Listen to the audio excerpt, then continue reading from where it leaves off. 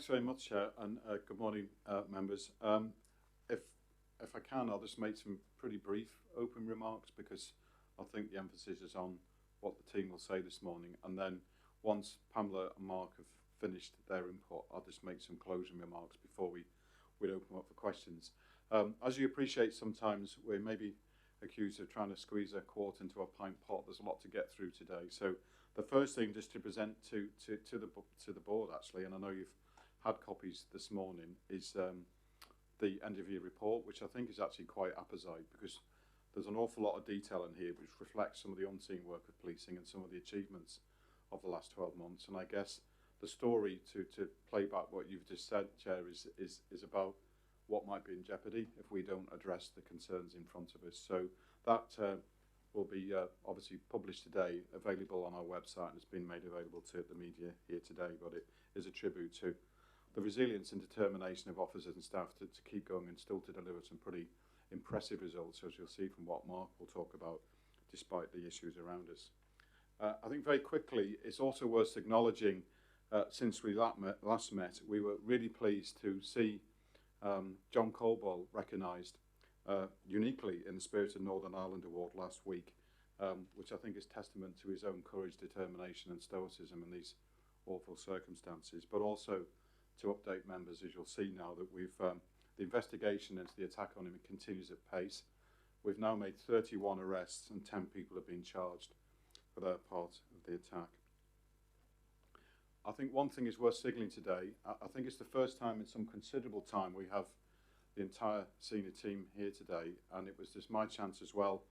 to pay tribute to Alan Todd. This will be his last meeting. Obviously, a face very familiar to members in all sorts of different roles over a distinguished career, which was obviously reflected in his recent sort of announcement of a King's Police Medal. I obviously will have a chance to sort of separately pay tribute to Alan's contribution to policing, but I would signal here today that the thing I will personally remember him for, he was the person that stood forward for us in the COVID crisis and was prepared to take difficult decisions and indeed sometimes criticism and brickbats to try and work with health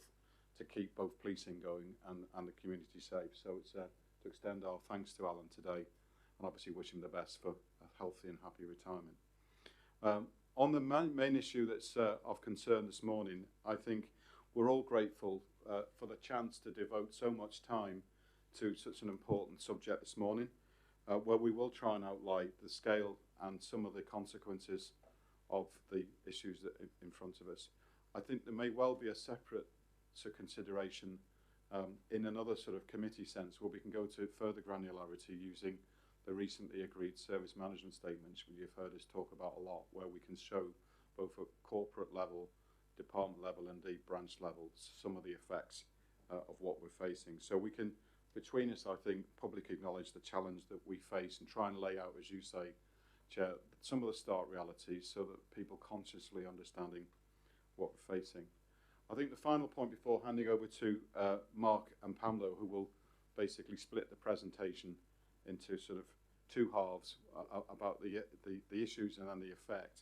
I think it's worth remembering as well that even if people have doubts about what we're saying, we also need to look further afield, and we've looked at some commentary since 2018 from His Majesty's Inspector of Constabulary, Fire and Rescue Services, and they have consistently warned about the issues that policing and GB were facing, and we all know some of the consequences there when you've seen this mismatch between public need and expectations and then the capability and capacity of policing to face it. Now, you've obviously seen in England and Wales an uplift of officer numbers in recent years, but we face the same risk but with a different reality. So I'll press pause there and make some closing comments if I can at the end of the presentation and pass the baton to Pamela and Mark.